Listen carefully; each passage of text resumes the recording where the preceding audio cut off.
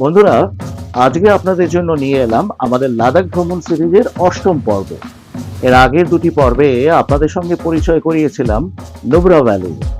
আজ আমরা চলেছি সেই নুব্রা ভ্যালির একেবারে এক্সট্রিম সুমুর, যেখান থেকে যেতে হয় সিয়াচেন বেস ক্যাম্পে।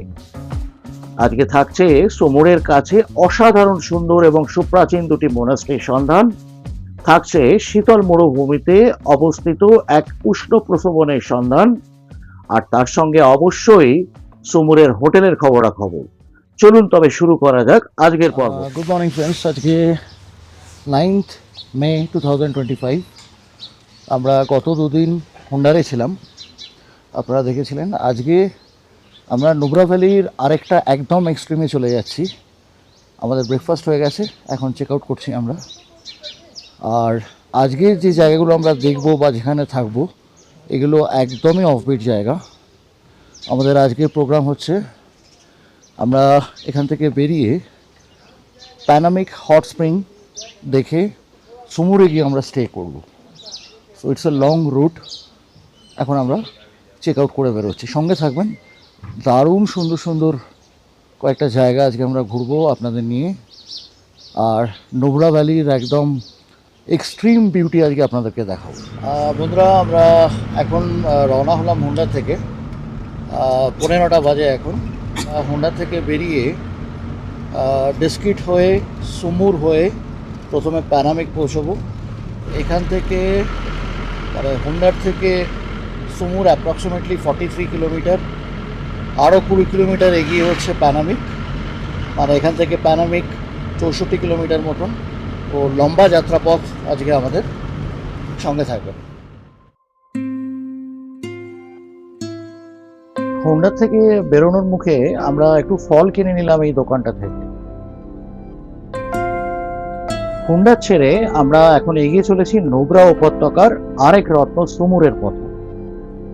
এই রাস্তা শুধু একটি গন্তব্যে পৌঁছে দেয় না, বরং প্রতিটি বাঁকে নতুন করে পরিচয় করিয়ে দেয় লাদাখের অপরূপ সৌন্দর্যের সঙ্গে।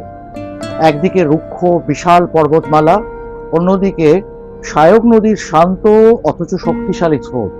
প্রকৃতি যেন এখানে নিজের হাতে এঁকেছে এক অনন্য ক্যানভাস। পথে পরে কিয়াগার ও তেগারের মতো ছোট ছোট গ্রাম, সবুজ পপলার আর উইলো গাছের সারি, অ্যাপ্রিকট ও আপেলের বাগান, আর মাটির ঐতিহ্যবাহী লাদাখি বাড়িগুলো যেন এই কঠিন পাহাড়ি ভূমির মাঝেও জীবনের এক কোমল স্পর্শ এনে দেয়। এখানকার মানুষ অত্যন্ত পরিশ্রমী, আন্তরিক ও অতিথিপরায়ণ।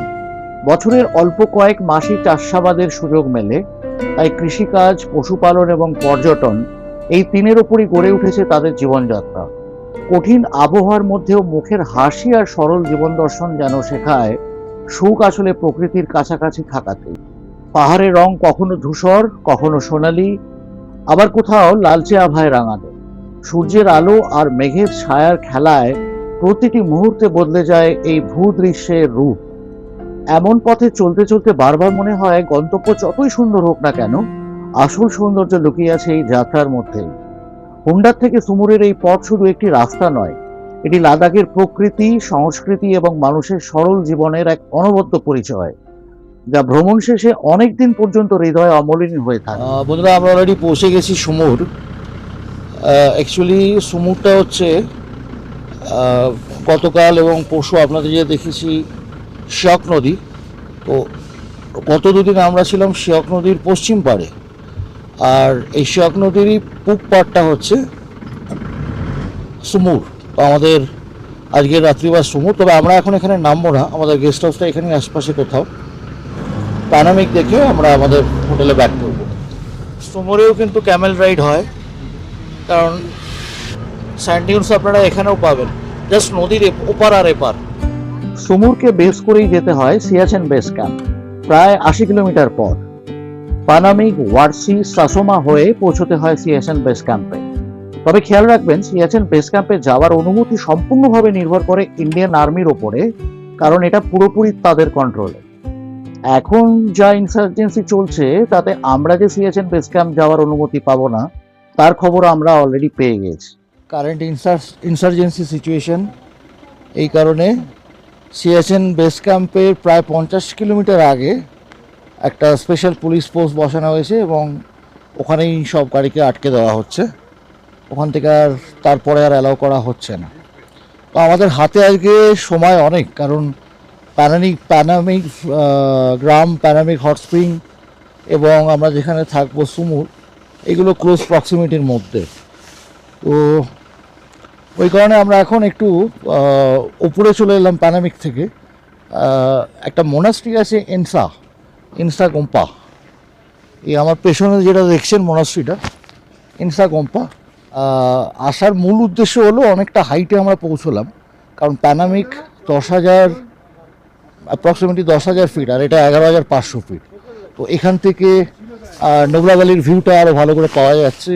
নোবরা নদীটা অ্যাকচুয়ালি সিয়াচেন গ্লেশিয়াস থেকে গলে এদিকে আসছে।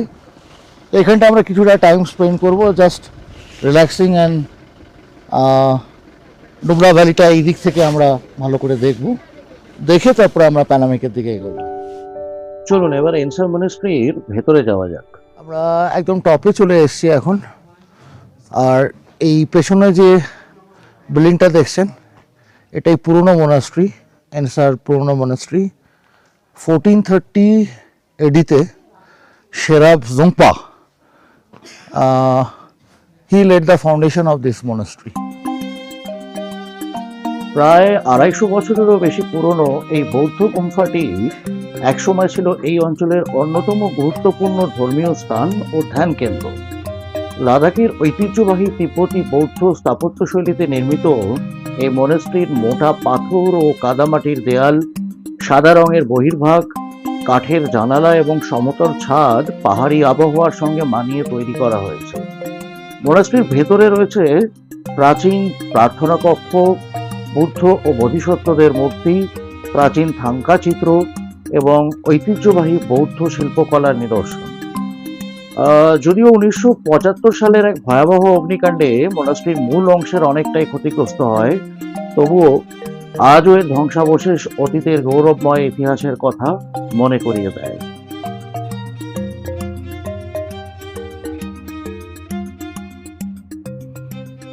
এই যে আমরা পৌঁছে গেছি প্যানামিক হট স্প্রিং।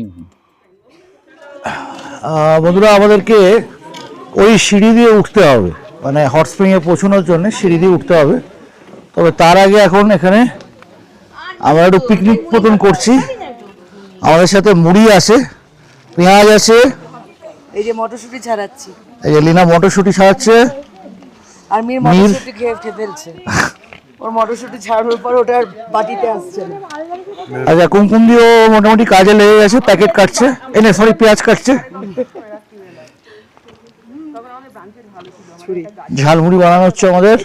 পকেট ছুরি, ছোট ছোট ছুরি। মুড়িটা একটু কম পড়েছে, ওই জন্য ঘটি গরম মেশানো হবে।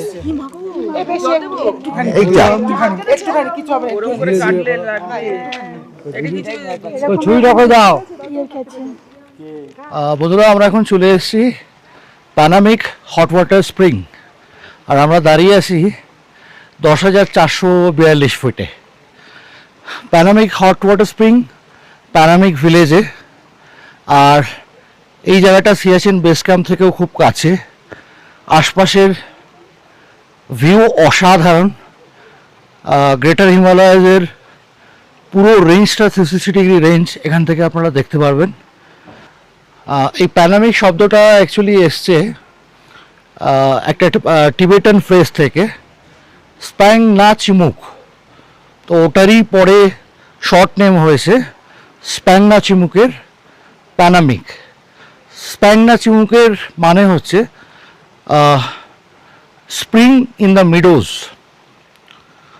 তো এইটা হচ্ছে hot spring, actually sulphur deposits আছে জলে, এবং কথিত আছে যে এটার এই যে জলধারাটা, গরম জলধারা, তো এটা কিন্তু মেডিসিনাল ভ্যালু প্রচুর মেডিসিনাল এবং থেরাপিউটিক ভ্যালু আছে।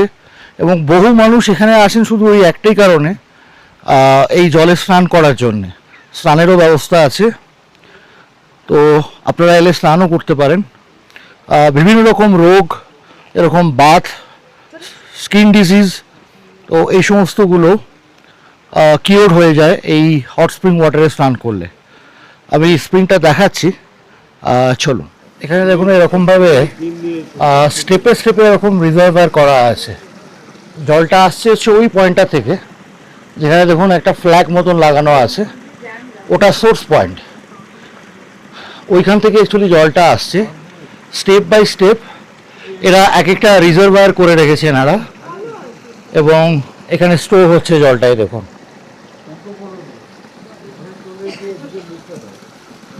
একদম পরিষ্কার জল। এইটা একটা রিজার্ভার, এইদিকে আর একটা রিজার্ভার।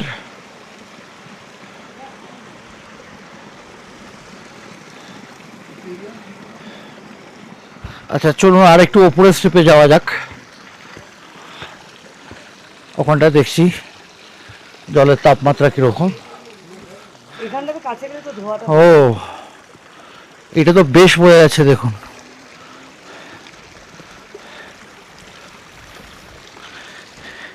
এর আগে আপনাদের এই যে নিচের স্টেপটা দেখালাম, এইবারে এটাতে দেখুন বোঝাই যাচ্ছে মানে কি মতো ধোঁয়া বেরোচ্ছে।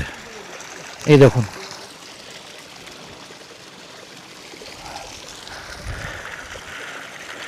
পুরো ধোঁয়া বেরোচ্ছে, ধোঁয়ায়িত গরম জল। মানে আপনি যত উঠবেন তত বেশি জল গরম পাবেন। এটা আমরা এখন একদম সোর্স পয়েন্টের কাছাকাছি চলে এসেছি। জলটা দেখুন ম্যাক্সিমাম গরম। তো এখানকার হট ওয়াটার স্প্রিংয়ে দেখুন এখন ডিম সেদ্ধ আর ম্যাগি করা হচ্ছে দেখুন।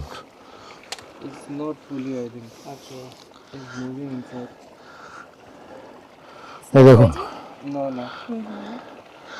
এদিকে ম্যাগি আর ওদিকে এগ বয়েল হচ্ছে। আমাদের মিরো উদ্বুদ্ধ হয়ে এখন ডিম ছাড়ছে গরম জলে। এই যে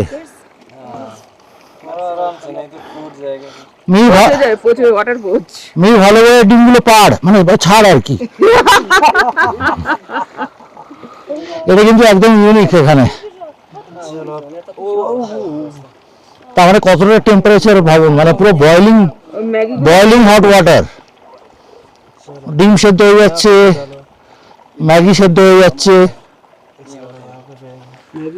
ম্যাগিতে একটু জল দিয়ে হবে, ম্যাগিগুলো ছেড়ে দাও না।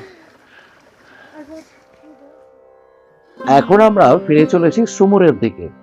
পরন্ত বেলায় আরো সুন্দর লাগছে এই পথ।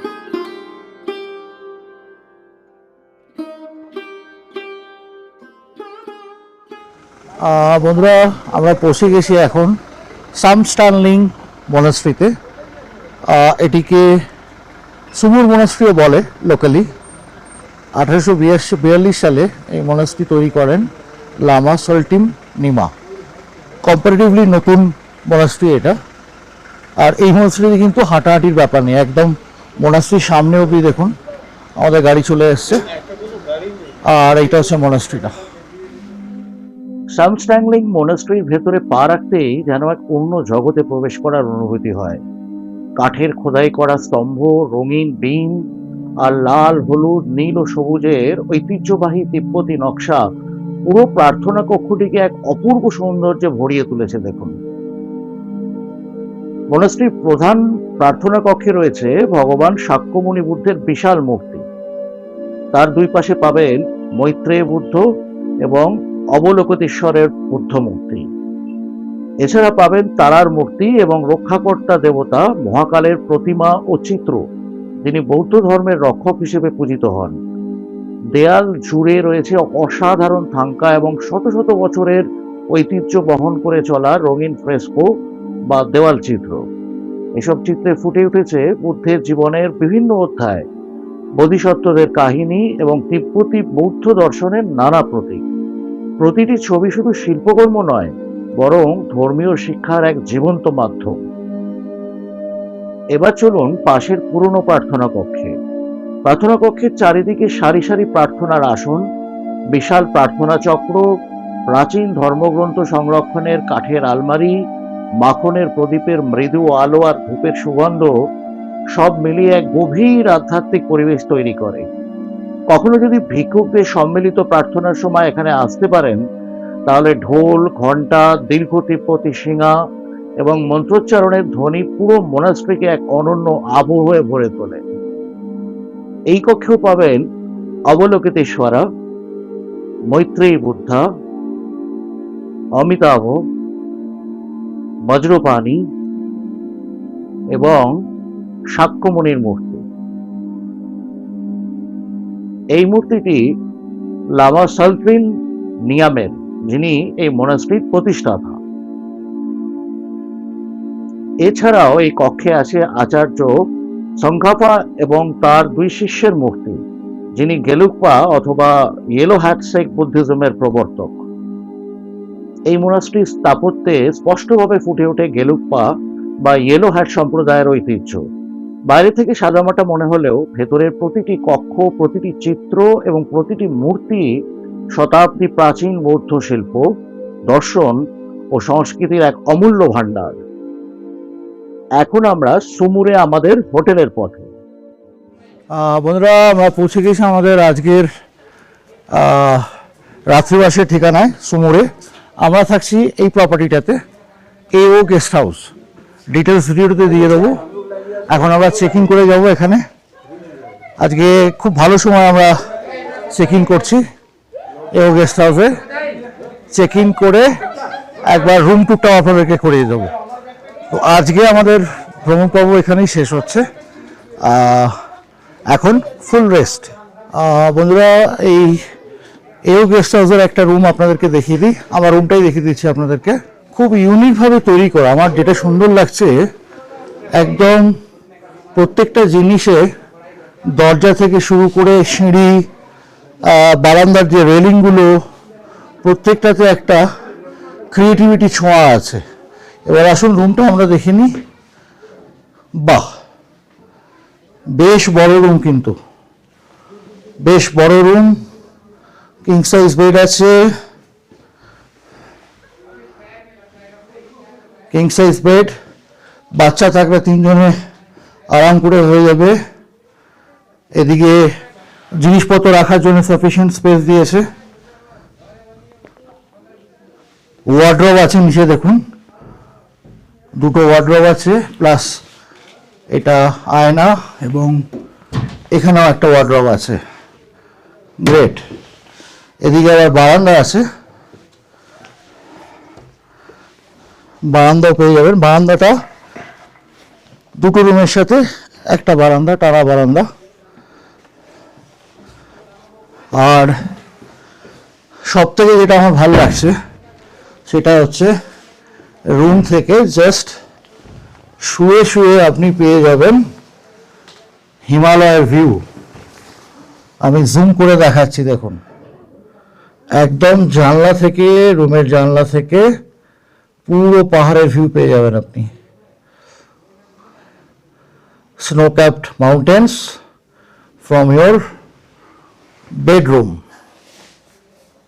বন্ধুরা, বাথরুমটাও একবার আপনাদেরকে দেখিয়ে দিচ্ছি। দেখুন বেশ বড় বাথরুম আছে, matching with the room. Western toilets আছে। এখানেও হট ওয়াটার 24 আওয়ার্স সোলারে চলে। সুন্দর একটা বেসিন আছে উইথ মিরর। জিনিসপত্র রাখা, জামা কাপড় রাখার জন্য সাফিসিয়েন্ট স্পেস আছে বাথরুমে। তো বেশ ভালো, আমার তো বেশ ভালো লাগলো রুমটা। বন্ধুরা, আপনাদের কেমন লাগলো এই এও গেস্ট হাউসের রুমগুলো একবার কমেন্ট করে জানাবেন। এবার নিচে যাব আমি রুম ট্যুর করানোর জন্য। ওপরে এসে আপনাদের রুমটা আবার দেখিয়ে দিলাম। এতক্ষণে চা রেডি হয়ে গেছে, এবার চায়ের পর্ব। চা খাবো ডাইনিং হলে, ওয়েলকাম টি যেটা, তারপরে রুমে ফিরে রেস্ট। ব্ল্যাকআউট এখানেও চলছে। তো এখন সব মোমবাতি জেলে সব লাইট নিভিয়ে দেওয়া হয়েছে। তো আমরা মোটামুটি ক্যান্ডেল লাইট ডিনারের জন্য প্রস্তুত। আমাদের লাদাখ ভ্রমণ সিরিজের 8ম পর্বের এখানেই শেষ। ভিডিওটি কেমন লাগলো অবশ্যই কমেন্ট করে জানাবেন। ভালো লাগলে লাইক ও শেয়ার করবেন। যদি এখনো আমাদের চ্যানেলটিকে সাবস্ক্রাইব না করে থাকেন, তাহলে অনুরোধ রইল অবশ্যই বেল আইকন টিপে আমাদের চ্যানেলটি সাবস্ক্রাইব করে রাখুন, যাতে করে এমন নতুন নতুন ভিডিও নোটিফিকেশন আপনারা যথাসময়ে পেয়ে যান। আগামী পর্বে আপনাদের নিয়ে যাব সুমুর থেকে প্যাংগং এ। পথে দেখব অনেক কিছু। খুব শীঘ্রই আপনাদের সঙ্গে দেখা হবে পরবর্তী পর্বে। এবারের মতো শুভ বিদায় বন্ধুরা।